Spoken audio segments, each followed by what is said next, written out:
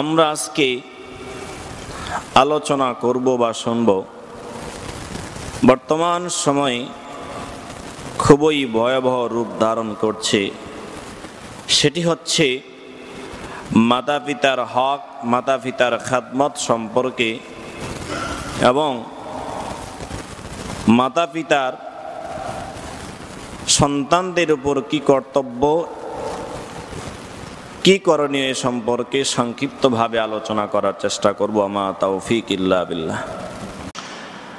আলহামদুলিল্লাহ, সমস্ত প্রশংসা মহান রব্বুল আলামিনের দরবারে, যে আল্লাহ তাআলা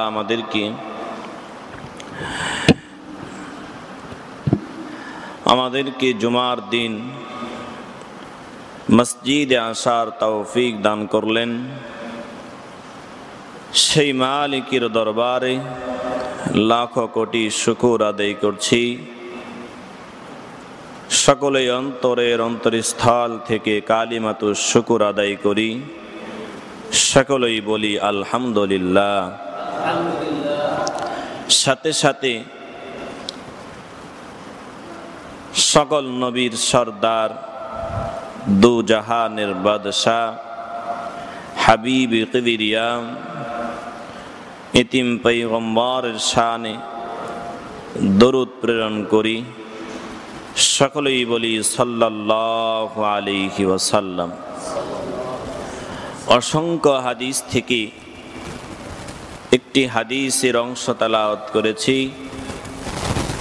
পবিত্র কালামুল্লাহ থেকে একটি আয়াতে কারিমা তেলাওয়াত করেছি। আমরা আজকে আলোচনা করব বা শুনব বর্তমান সময়ে খুবই ভয়াবহ রূপ ধারণ করছে। সেটি হচ্ছে মাতা পিতার হক, মাতা পিতার খেদমত সম্পর্কে এবং মাতা পিতার সন্তানদের উপর কি কর্তব্য, কি করণীয় এ সম্পর্কে সংক্ষিপ্তভাবে আলোচনা করার চেষ্টা করব। আমা তাওফিক ইল্লা বিল্লাহ। আসলে পৃথিবীতে আল্লাহ রাব্বুল আলামিন আমাদেরকে হাজার কোটি নিয়ামত দিয়েছেন। তার মধ্যে অন্যতম একটি নিয়ামত হচ্ছে মা আর বাবা। এই দুটি নিয়ামত সাগরের প্রত্যেকটা কালি যদি, পানিগুলো যদি কালি বানানো হয়, জমিনের দণ্ডায়মান সমস্ত তরুলতাগুলো যদি কি কলম বানানো হয়, মৃত্যুর আগ পর্যন্ত যদি মাতা পিতার খেদমত, মাতা পিতার নিয়ামত সম্পর্কে তাদের বরকতান বর্ণনা লেখা হয়, মৃত্যু শেষ হয়ে যাবে, হায়াতের জিন্দেগি শেষ হয়ে যাবে, কিয়ামত এসে পড়বে, তবুও মা বাবার ঋণ পরিশোধ করার সময় কোলাবে না। এত বড় একটি নিয়ামত মা আর বাপ। আদম আলাইহিস সালাতু ওয়াস সালাম থেকে যতগুলো পিতা এসেছেন, তাদের সম্মানের কথা লিখতে লিখতে লিখতে হায়াতের জিন্দেগি শেষ হবে, তবুও তাদের ভালোবাসা লিখে শেষ করা যাবে না। একটা মা, তার কত অবদান সন্তানের প্রতি। পৃথিবীর মারা সন্তানদের কাছে কিছু চায় না। এই পৃথিবীতে দুইজন মানুষ স্বার্থ ছাড়া মানুষকে ভালোবাসে। সেই দুইটি হচ্ছে, একজন হচ্ছে মা আর আরেকজন হচ্ছে বাবা। আপনার সন্তান আপনাকে ভালোবাসে, আপনার কাছ থেকে কিছু পাবে সেজন্য। আপনার স্ত্রী আপনাকে ভালোবাসে, আপনার থেকে কিছু পাবে সেজন্য। আপনার বোন আপনাকে ভালোবাসে, আপনার থেকে কিছু পাবে সেজন্য। আপনার ভাই আপনাকে ভালোবাসে, আপনার থেকে কিছু পাবে সেজন্য। আত্মীয় স্বজনরা আপনাকে ভালোবাসে, আপনার থেকে কিছু পাবে সেজন্য, কিন্তু সেই মা বাবা আপনার থেকে কিছু চায় না, শুধুমাত্র আপনার কাছে দুইটি শব্দ চায়। বাবা চায় একটা শব্দ, মা চায় আরেকটা শব্দ। সেই দুইটি শব্দ হচ্ছে বাবাকে সুন্দর করে সম্মানের সাথে আব্বা বলে ডাকা, মাকে সম্মানের সাথে আদবের সাথে আম্মা বলে ডাকা। দুইটি ছাড়া পৃথিবীর কোনো মা বাপ সন্তানদের কাছে চায় না। বলবেন হুজুর, আমার বাবা আমাকে দেখতে পারে না, আমার মা আমাকে দেখতে পারে না, ভাই 5 জন, সমস্ত জমি জমা একটারে দিছে, আমারে 4 জন দেই নেই। এমন আছে কিনা? আছে, তবে খুবই কম। এই আলোচনাও আমরা আজকে করব ইনশাআল্লাহ শেষে। তো যে কথা বলতেছিলাম, পৃথিবীর সকল মা বাবা চায় যে আমার সন্তানটা মৃত্যুর আগ পর্যন্ত আমার সাথে সুসম্পর্ক থাকুক। সুসম্পর্ক থাকলে আমার সন্তান বড় হবে, আমার সন্তান সব কিছু করবে, আমার দিলটি খুশি পাবে। কিন্তু বর্তমান নফরমান কিছু সন্তান আছে, যেই নফরমান সন্তানগুলো মা বাবার বয়স 60 থেকে 70 পেরিয়ে গিয়েছে, যারা কাজ করতে পারে না, তাদেরকে আলাদা করে ভিন্ন করে নববধূকে বাসায় নিয়ে এক জাহান্নামের ঘর দুনিয়াতেই তৈরি করছে। গত কয়েকদিন আগে একটা অটোতে উঠেছিলাম, আমি অটোতেই কান্না করেছিলাম। কেন? সেই বৃদ্ধ বাবার বয়স কমপক্ষে 65 থেকে 60 বছর হবে, আমার যেটা ধারণা। সে অটো চালাচ্ছে। এই বয়সে মানুষের পালসগুলো শেষ হয়ে যায়। একটা মেশিন ক্রয় করলে সর্বোচ্চ 20 বছর চালার পরে এই মেশিনের রজেন, প্লাঞ্জার, বিয়ারিং সব নষ্ট হয়ে যায়। ঠিক বর্তমান সময়ে 50 পেরিয়ে গেলে একটা মানুষের সমস্ত পার্টসগুলো নষ্ট হয়ে যায়, দুর্বল হয়ে যায়। সে বাবা, আমি সহ 3 জন অটোতে উঠেছি। তো দেখছি সে গাড়ি কন্ট্রোল করতে পারছে না। আমারও সময় হয়ে গিয়েছে, বিদায়ী সে অটোতে চড়েছি। তো বাবাকে বললাম, আপনি 2 জন করে লোক নেবেন, যেহেতু আপনাকে এই কাম করে খেতে হবে, 2 জন লোক নেবেন, তাছাড়া আপনার গাড়িতে অ্যাক্সিডেন্ট হওয়ার সম্ভাবনা বেশি। সে রাস্তার সাইড করতেও পারে না, ব্রেকও ধরতে পারে না। জিজ্ঞাসা করলাম, বাবা আপনার সন্তান কয়টা? বলল, আমার সন্তান 2টা, 2 জন ছেলে 1 জন মেয়ে। তো বললাম, আপনার সন্তানদের বয়স কত? বলল, বাবা আমার সন্তানের ছেলে মেয়েদের বয়স কেউ ইন্টার পরীক্ষা দিবে, আর কেউ এসএসসি পরীক্ষা দিবে, আর ছোট ছেলেটা এখনো লেখাপড়া করছে। তো বললাম, আপনার সন্তান আপনাকে টাকা দেয় না, আপনি কেন অটো চালাচ্ছেন? সে বাবার তার চোখের দিকে তাকায় দেখলাম পানিগুলো ঝলমল করছে। বলছে, বাবা যেই টাকা আমাকে দেয় সেই টাকা দিয়ে সিগারেটও পাওয়া যাবে না। শুধু সেই বাবাকে আমি দেখতে পেয়েছি, মহল্লার মধ্যে হাজারো বাবা, হাজারো মা এমন অবস্থায় আছে, সন্তানগুলো নিজের স্ত্রীকে নিয়ে সুখে শান্তিতে লালন পালন করছে। ওইদিকে বাবা যখন দোকানের সামনে যাচ্ছে, 1 কাপ চা খেতে মন চায়, পকেটে টাকা নেই। কথা বলেন ঠিক কিনা? পাশের বাসায় রান্না হচ্ছে, নিজের সন্তানের ঘরে রান্না হচ্ছে, একই বাসায় ঘরের মধ্যে মা ঢুকিয়ে আছে। সেই ভালো খাবারে রান্নার ঘ্রাণ মা পাচ্ছে, চোখের পানিগুলো ছেড়ে ছেড়ে একমাত্র আল্লাহকে বলছে, আল্লাহ এই যৌবনটা একমাত্র সন্তানের জন্য ব্যয় করলাম, এই সন্তানের জন্য ব্যয় করার কি আমার দোষ ছিল? আমার তো মনটা চাই সেই ভালো খাবারগুলো খেতে, কিন্তু নফরমান সন্তান মার ঘরে খাবার পাঠায় না। কেন? পাঠাইলে ঘরের মধ্যে প্রধানমন্ত্রী আছে, পাঠাইলেই শুরু হবে এবার যুদ্ধ, ইরানি যুদ্ধ। ওই স্ত্রীর ভয়ে মা বাবার খেদমত ছেড়ে দিয়েছে। দোস্ত, যার মা নাই, যার বাবা নেই, সে বোঝে মার কত বড় নিয়ামত। দোস্ত, যখন আপনার মার নাম এলান হয়েছে মসজিদের মাইকে, আপনার বাবার নাম মসজিদের মাইকে এলান হয়েছে, সেদিন যদি আপনি কানতে কানতে কিয়ামত করে দেন, এই কান্নার কোনো দাম নেই। আপনার জীবনে মা বাবাকে যদি কষ্ট দিয়ে থাকেন, আপনার হায়াতের জিন্দিগি শেষ, আমলের জিন্দিগি শেষ। কবরের মধ্যে খোদার কসম, আপনার কবরটা জাহান্নামের ঘর হবে। রসুলের ভাষায় সেই ঘরটা আপনার জাহান্নামের ঘর হবে, আগুনের ঘর হবে। আপনার জীবন ধ্বংস হয়ে যাবে, আপনার আমল নষ্ট হয়ে যাবে, আপনার নামাজ নষ্ট হয়ে যাবে, যদি আপনি আপনার পিতামাতাকে সন্তুষ্ট না রাখেন।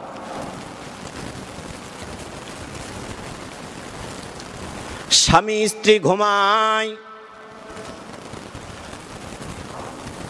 হঠাৎ স্ত্রী রাত্রিবেলা চোখের কোনায় পানি, স্বামী তাকায় দেখে স্ত্রী চোখের কোনায় পানি। রে ভাই, স্বামী ডাক দিয়ে বলে, স্ত্রী আমার, চোখের কোনায় কেন পানি? তোমার গভীর রজনীতে চোখের কোনায় কেন পানি? আল্লাহর বান্দি স্বামীকে ডাক দিয়ে বলো, স্বামী আমার, আজকে 1 সপ্তাহ হয়ে গেল, মনের মধ্যে বড় কষ্ট। স্বামী এবার ডাক দিয়ে বলে, ও স্ত্রী কেন? ও আল্লাহর বান্দি, কি কারণ? সংসারে কোনো সমস্যা নাকি? স্ত্রী ডাক দিয়ে বলে, না ও স্বামী, আমার মনের মধ্যে বড় কষ্ট এই জন্য, আজকে 1 সপ্তাহ হয়ে গেল আমার সন্তান আমারে মা বলে ডাকে না। আল্লাহর বান্দা স্বামী স্ত্রীকে ডাক দিয়ে বলে, কেন তোমার সন্তান তোমার সাথে কেন কথা বলে না? ওই নাফরমান যুবক, হাজারো যুবক আছে রে ভাই, পা দুটা গাইয়ে দে, তোদের পা ধরে ধরে তোদেরকে বলি রে ভাই। এবার স্বামী স্ত্রীকে ডাক দিয়ে বলে, কি বলেছো তোমার সন্তানকে? কেন তোমার সাথে 1 সপ্তাহ যাবত কথা বলে না? মা ডাক দিয়ে বলে, স্বামী আমার, সন্তানের ভালোর জন্য সন্তানকে ধমক দিয়ে কথা বলছিলাম। স্বামী এবার ডাক দিয়ে বলে, স্ত্রী চিন্তা করো না, আজকে তোমার সন্তান তোমারে মা বলি নাই, হয়তো বা আগামীকাল বলবে, একদিন তো বলবে। স্ত্রী ডাক দিয়ে বলে, স্বামী আমার, মা ডাকি এত মজা বুঝাইতে পারবো না। খাবার খাইতে যায়, খাবার পেটের মধ্যে ঢোকে না, ঘুমানোর চেষ্টা করি, চোখে ঘুম আসে না। আমার কাছে খাবারের দাম নাই, আমার কাছে ঘুমার দাম নাই। আমার সন্তান যখন আমার মা বলে ডাক দিবি, এই মা ডাকটা আমার কাছে বড় দাম। এই জন্য যুবক ভাই ও যুবক ভাইয়েরা, যাদের মা বাপ বেঁচে আছে, হাতে ধরে যায়, পায়ে ধরে বলি রে ভাই, মা বাবা কি কখনো কষ্ট দেওয়া যাবে না। ও টাকাওয়ালা জমিদার, ভাবছো নিজের কামাই তুমি বড় লোক হয়ে গেছো রে ভাই। ও পরীক্ষার্থী ভাইজান, ভাবছো আমি ইন্টারে A+ পেয়েছি, গোল্ডেন পেয়েছি নিজের শক্তিতে। না, তোমার পরীক্ষা গভীর রজনীতে আম্মা জান ঘরের মধ্যে গিয়া আল্লাহকে ডাক দিয়ে বলেন, আল্লাহ, আমার সন্তানের পরীক্ষারই মালিক, আমার সন্তানের পরীক্ষাগুলো সহজ করিয়া দাও। তোমার মা ঘরের মধ্যে দোয়া করছে গো মালিক, আমার সন্তান বড় ব্যবসায়িক, আয় আল্লাহ সন্তানের ব্যবসার মধ্যে বরকত দিয়ে দাও। সন্তানের জন্য আম্মা জান ঘরের মধ্যে ঢুকিয়া মালিকের কাছে দোয়া করছি রে ভাই। ওরে ভাই হাতে ধরে পায়ে ধরে যাই, ও ভাই যাদের মা বাপ বেঁচে আছি কখনো কোনোভাবেই কষ্ট দেওয়া চলবে না, করা যাবে আমল। আল্লাহ তাআলা বলেন, দেখেন ওয়াকাদা রাব্বুকা আল্লা তা'বুদু ইল্লা ইয়াহু ওয়া বিল ওয়ালিদাইনি ইহসানা। আমার মালিক বলেন, ও গোলাম, ওয়াকাদা রাব্বুকা আল্লা তা'বুদু, আমি আল্লাহর ইবাদত করো, অন্য কার ইবাদত করা চলবে না। আল্লাহ তা'বুদু ইল্লা, আল্লাহ পাক ইল্লা বলে ইস্তাসনা করেছেন, বলছেন তবে তোমার মা বাবা যদি বেঁচে থাকে তাদের খেদমত করো। আল্লাহ পাক বলছেন আমার ইবাদত করো, একমাত্র আমার ইবাদত করো। ইল্লা ইস্তেসনা করে বলছেন তবে যদি তোমাদের মা বাপ থাকে তাদের খেদমত করো। কেমন খেদমত? আল্লাহ পাক নিজেই শিখাই দিচ্ছেন, আল্লাহ তা'বুদু ইল্লা ইয়াহু ওয়া বিল ওয়ালিদাইনি ইহসানা ইম্মা ইয়াবলুগান্না ইনদাকাল কিবারা আহাদুহুমা আও কিলাহুমা ফালা তাকুল লাহুমা উফফিন ওয়ালা তানহারহুমা ওয়া কুল লাহুমা কাওলান কারীমা। আমার আল্লাহ পাক বলেন, ও গোলাম, এরি নবীর উম্মত, আল্লাহর গোলাম, আমার আল্লাহ পাক এজন্যই তো কোরআনে বান্দাদেরকে শিখাইয়া দিলেন কিভাবে সন্তান মা বাবার খেদমত করবে। গোলাম, তোমার মা বাবা যদি বেঁচে থাকে, তুমি যখন তোমার জবান দিয়ে কথা বলবা ওই কথাটাও নম্রভাবে বলবা। কথা বলবা তো মার সাথে নম্র ভাষায় বলবা। ইহসানা, তাদের উপর দয়া করবা। এই যুবক, মার বয়স 60 বছর হয়ে গেছে, 70 বছর হয়ে গেছে, ওই মা বাবার কাছে কোনো কাজ নেওয়া চলবে না। ইহসান, দয়া করতে হবে। মা বাবাকে সুন্দর করে ছোট্ট বাচ্চার মতো আরাম দিতে হবে। আমার রব বলতেছেন ইহসানা ইম্মা ইয়াবলুগান্না ইনদাকাল কিবারা আহাদুহুমা আও কিলাহুমা ফালা তাকুল লাহুমা। ও বান্দা, তোমার মার সাথে যখন কথা বলবা ওই কথাটাও নম্র ভাষায় হতে হবে এবং সম্মানের সাথে তোমার মার সাথে কথা বলবা, সম্মানের সাথে। হাজারো সন্তান আছে, মা একটা কিছু বলছে, বাস এমন আগুন হয়ে গিয়েছে, আগুন হয়ে গেছে, এত রাগান্বিত মার উপরে, এত রাগান্বিত। অথচ মালিক বলতেছেন ইহসানা ইম্মা ইয়াবলুগান্না ইনদাকাল কিবার আহাদুহুমা আও কিলাহুমা ফালা তাকুল লাহুমা উফফিন ওয়ালা তানহারহুমা। এবার বড় একটা সতর্ক দিয়ে দিয়েছেন আল্লাহ পাক, উফফিন ওয়ালা তানহারহুমা। এর সন্তান, আমার রব বলেন উফফিন ওয়ালা তানহারহুমা। যদি কোনো মা বাপ সন্তানের আচরণের কারণে উফ শব্দ ব্যবহার করে, সন্তানের কথার কারণে মা বুকে কষ্ট পেয়ে যায়, বাবা বুকে কষ্ট পেয়ে যায়, উফফিন ওয়ালা তানহারহুমা, ওই সন্তান ধ্বংস হয়ে যাবে, ওই সন্তানের হায়াত ধ্বংস হয়ে যাবে, ওই সন্তানের সব আমল বরবাদ হয়ে যাবে। কার কথা? কার কথা ভাই? আমার মুখের কোনো কথা না রে ভাই। কোরআন খোলো, দেখাও 15 নম্বর পারার মধ্যে আল্লাহ পাক এই বয়ান করতেছেন। এরপরে আল্লাহ পাক সন্তানদেরকে ডাক দিবেন, ও সন্তান, ওয়াখফিদ লাহুমা জানাহাদ যুল্লি মিনার রাহমাহ ওয়া কুর রাব্বিরহামহুমা কামা রাব্বায়ানি সগীরা।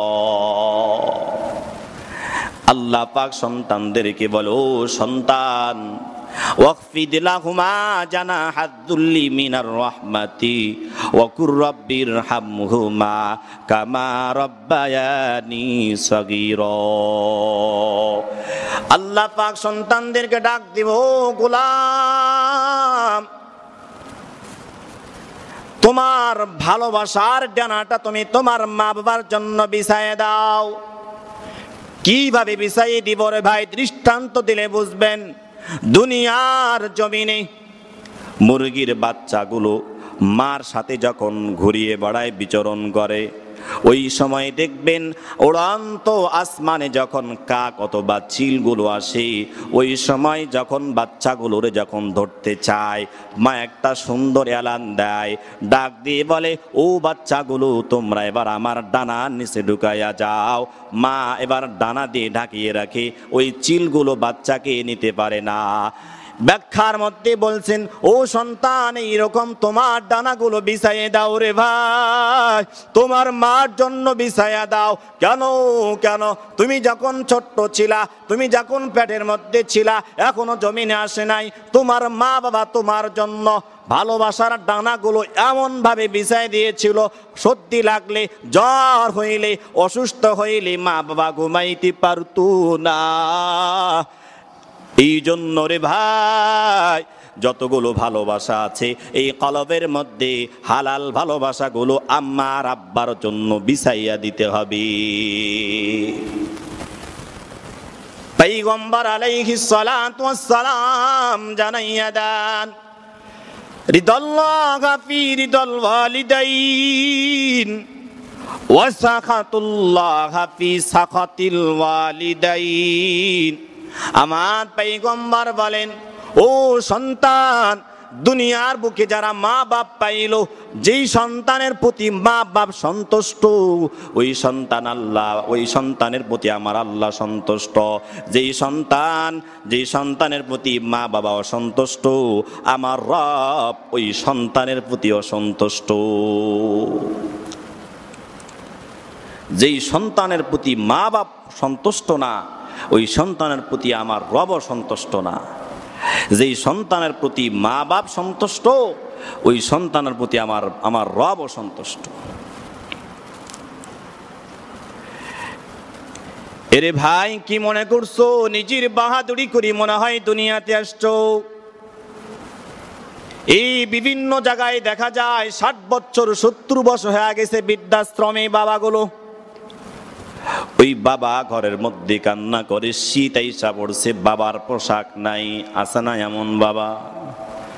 শীত আইসা পড়ছে রে যুবক, মার পোশাক নাই।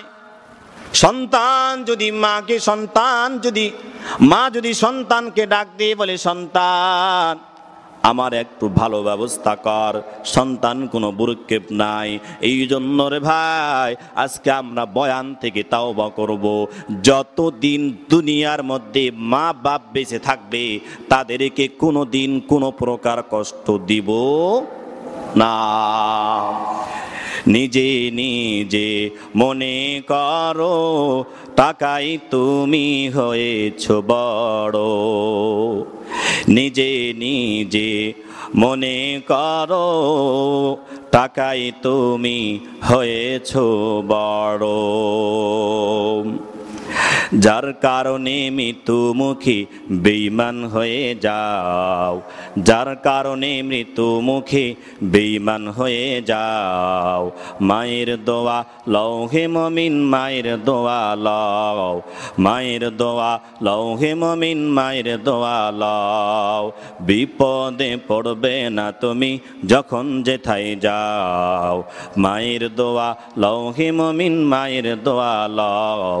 বিপদে পড়বে না তুমি যখন যেথায় যাও। যাহা কিছু করেছ কিনি মায়ের দোয়া ছাড়া হয় না বিনে। যাহা কিছু করেছ বিনে মায়ের দোয়া ছাড়া হয়নি কোনো বিনে। না বুঝি বাস্তবে না বুঝিয়া মনে করো ফাও। মায়ের দোয়া লও হে মুমিন, মায়ের দোয়া লও। বিপদে পড়বে না তুমি যখন যেথায় যাও। মায়ের দোয়া লও হে মুমিন, মায়ের দোয়া লও। মায়ের দোয়া যদি থাকে তাহলে সন্তানকে পৃথিবীতে কেউ ঠেকাইতে পারবে না। প্রমাণ কি খাজা মুঈনুদ্দিন চিশতি রহমাতুল্লাহি আলাইহি। ও আম্মা জান, আপনারা আমার বয়ানগুলো একটু আমল নিয়তে শুনবেন। খাজা মুঈনুদ্দিন চিশতি রহমাতুল্লাহ আলাইহি মাকে ডাক দিয়ে বলে, ও মা,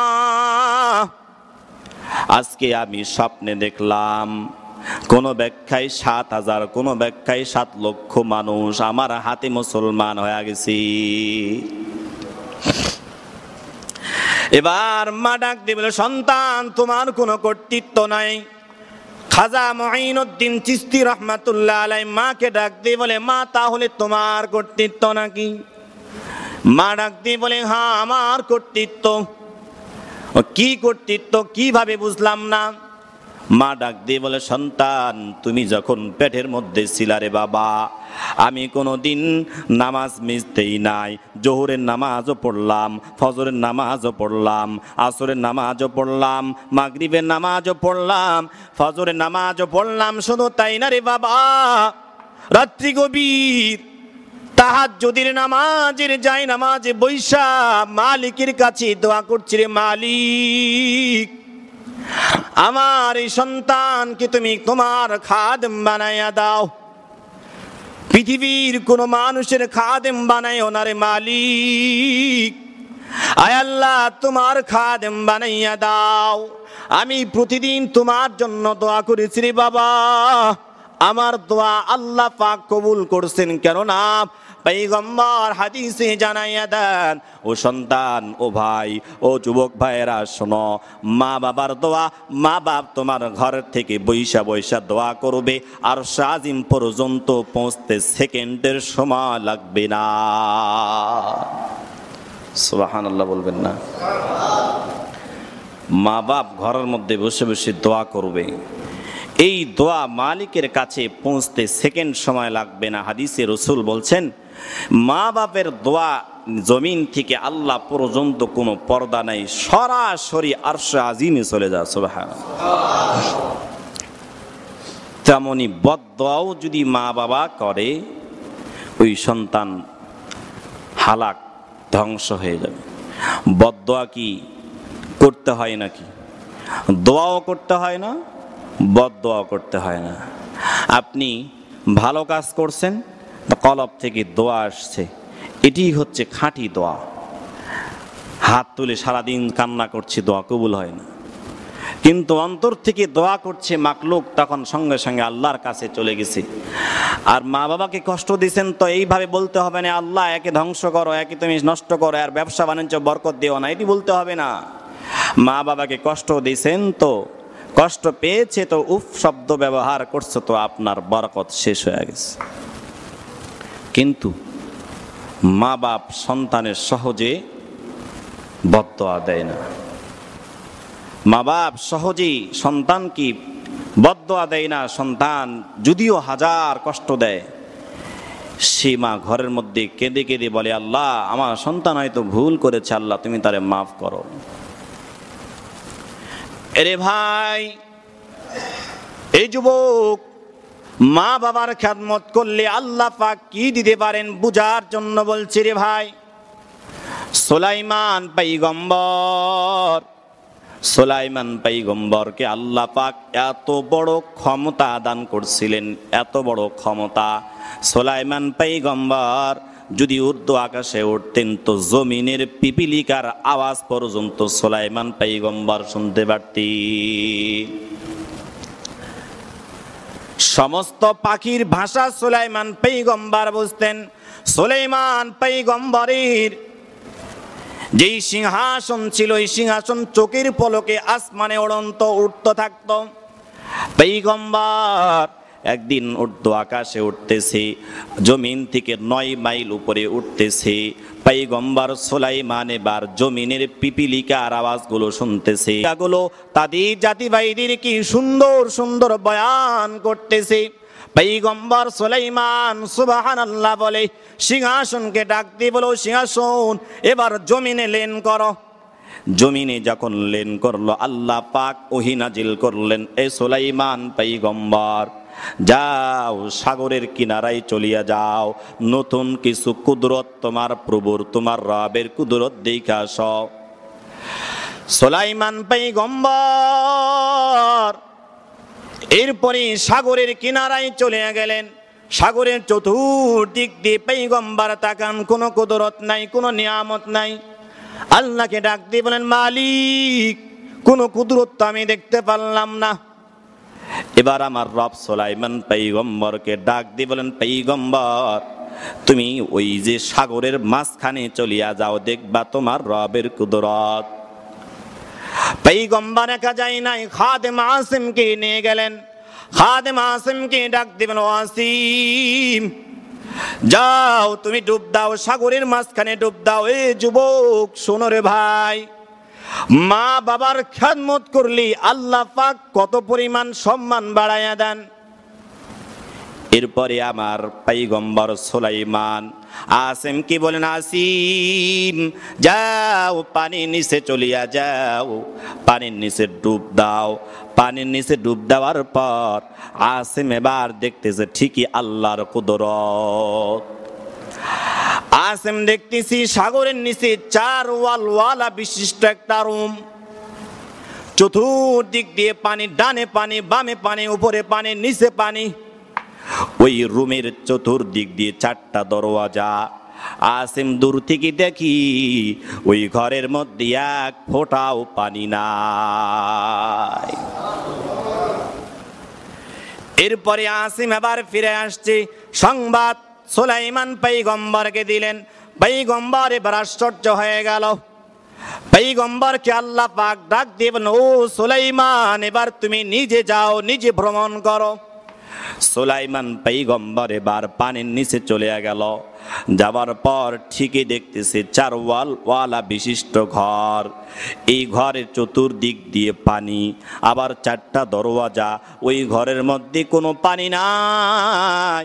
এই যুবক ভাইরা, হাতে ধরি যাই, পায়ে ধরি রে ভাই, মা বাবার খেদমত করতে তোমরা কেউ গাফেল থাকবা না।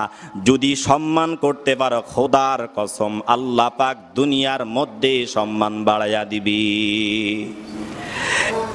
এরপরে পয়গম্বর সুলাইমান পয়গম্বর ঘরের দিকে আগাইতে শুরু করলেন।